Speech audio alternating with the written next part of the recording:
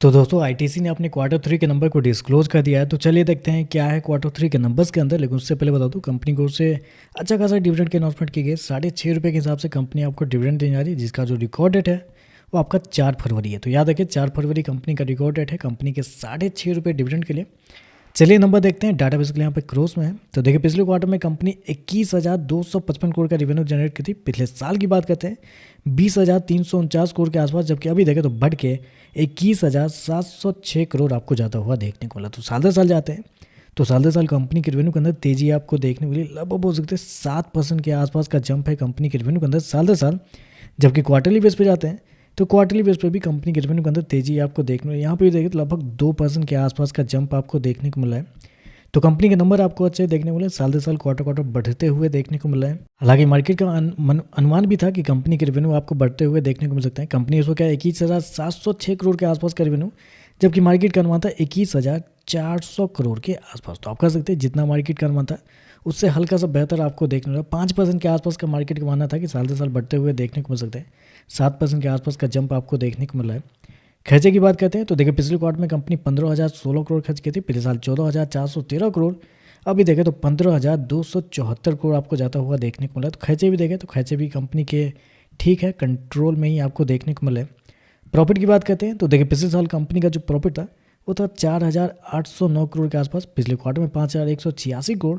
अभी देखें तो 5,018 करोड़ आपको जाता हुआ देखने को मिला। तो कंपनी का प्रॉफिट देखें तो साल दर साल आपको बढ़ते हुए देखने को मिला है। लगभग बोल सकते हैं 4% के आसपास का जंप है कंपनी के प्रॉफिट के अंदर साल दर साल। जबकि क्वार्टरली बेस पे आता है तो क्वार्टरली बेस पे कंपनी का प्रॉफिट के अंदर थोड़ी सी गिरावट आपको देखने को मिले। लेकिन गिरावट का रीज़न क्या है वो भी आप समझ लीजिए, क्योंकि एक्सेप्शन आइटम में कंपनी को 350 करोड़ का नुकसान हुआ है इस क्वार्टर में। 354 करोड़ के आसपास का कंपनी को नुकसान हुआ है इस क्वार्टर में।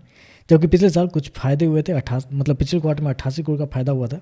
तो इस क्वार्टर में एक अच्छा खासा नुकसान हुआ है कंपनी को 350 करोड़ के आसपास का। उसके बावजूद देखें तो आपको साल दर साल कंपनी का प्रॉफिट 4% आपको बढ़ते हुए देखने को मिला है। ताकि मार्केट का मानना था कि लगभग 2% के आसपास का प्रॉफिट आपको बढ़ता हुआ देखने को मिल सकता है।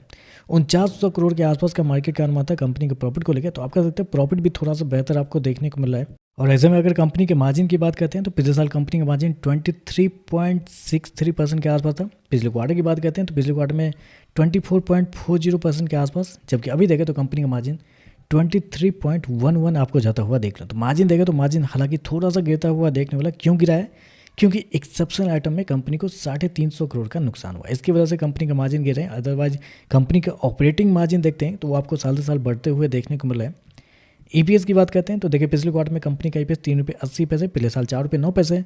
अभी देखें तो ₹3.94 आपको देखने को मिल रहा है। तो ओवरऑल देखा जाए तो नंबर आपको अच्छे देखने को मिले हैं। कंपनी के रेवेन्यू प्रॉफिट दोनों देखें तो साल दर साल बढ़ते हुए देखने को मिले। एफएमसीजी सेक्टर की कंपनी है तो साल दर साल ही हमें नंबर को जज करना है। तो साल दर साल देखें तो नंबर अच्छे आपको देखने को मिले। एस्टीमेट से हल्का सा बेहतर आपको देखने को मिला है। शेयर के अंदर गिरावट है क्योंकि इनके सिगरेट बिजनेस पे कुछ जीएसटी वीएसटी ज़्यादा लगने वाले हैं, जिसका इम्पैक्ट आपको शायद अगले क्वार्टर से आपको पता चलेगा कि कंपनी के मार्जिन बढ़ते हैं या कंपनी के मार्जिन गिरते हैं या रिवेन्यू बढ़ते हैं या गिरते हैं, वो अगले क्वार्टर में आपको पता चलेगा।